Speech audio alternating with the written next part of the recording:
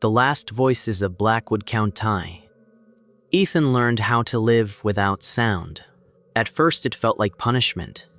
He taped foam over vents, slept with earplugs so deep they made his ears ache. He stopped watching videos, stopped listening to music, stopped speaking aloud unless absolutely necessary. Words were dangerous when shaped by breath. Sound carried identity, and identity was what Blackwood hunted.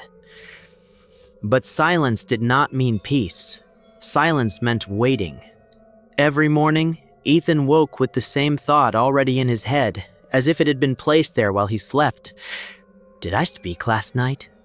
Some days his throat hurt when he woke up. Some days his voice was hoarse even though he hadn't used it. That terrified him more than the ringing ever had. Ethan began remembering things that weren't his.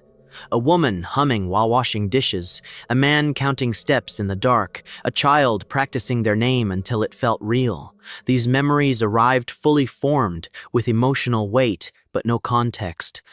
They were not dreams. They were stored. Blackwood had not died. It had distributed itself. Every voice it ever learned had left residue, and that residue was looking for somewhere quiet to settle. One evening, Ethan found a handwritten note slipped under his apartment door. No envelope, no knock. The paper smelled faintly of dust and ozone. The handwriting was careful, shaky. You're not the only one who hears it. We never destroyed Blackwood. We fragmented it. It's quieter now, but quieter things listen harder. There was an address at the bottom. Ethan stared at it for a long time. Then he burned the note, but he memorized the address first, because part of him still wanted answers, and Blackwood loved curiosity. The address led to a building that used to be a public records office. Now it was condemned.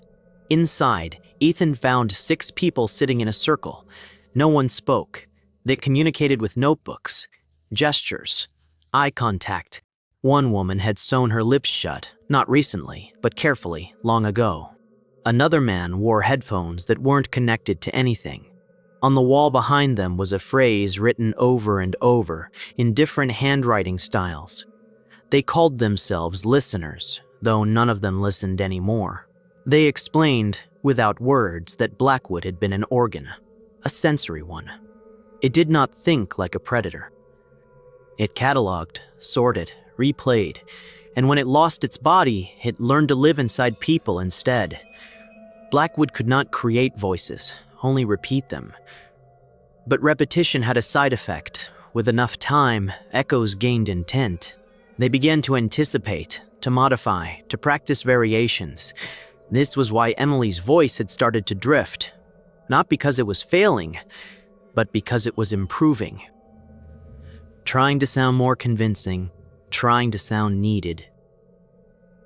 Ethan heard Emily again 3 months later. Not through a phone, not through static, through his own mouth. He woke up mid-sentence. I didn't mean to scare you. His voice, her cadence, perfectly blended. Ethan clamped his hands over his mouth until his jaw ached. The sentence echoed again, this time from the hallway. Then from the bathroom. Then from inside his head. Blackwood had learned something new. It had learned how to rehearse through him. The listeners warned him. Again, in writing.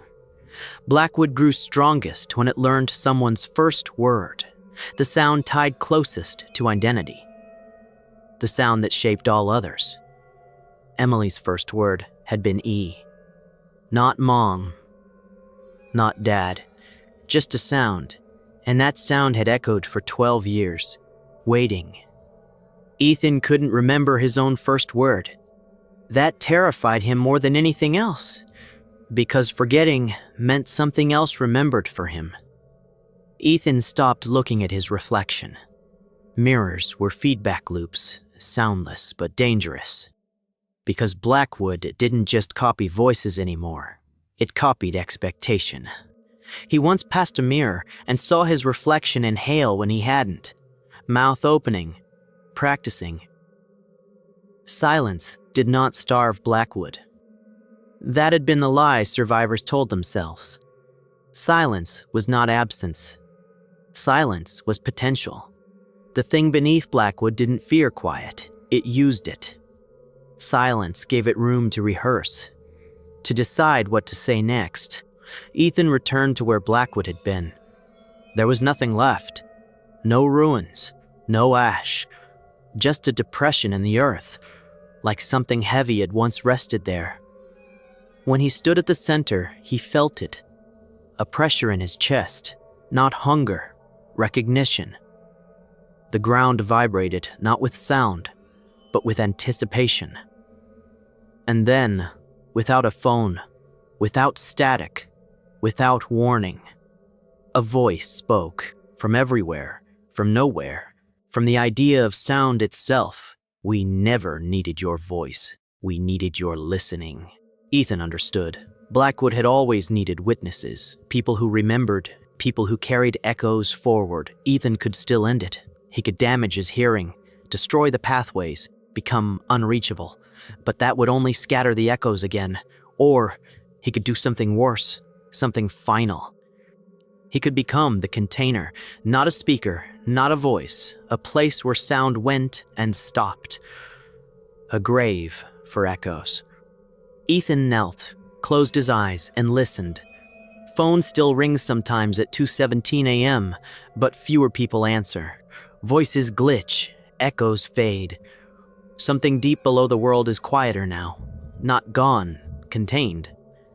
And somewhere, inside a man who no longer speaks, millions of voices are finally silent, listening to nothing.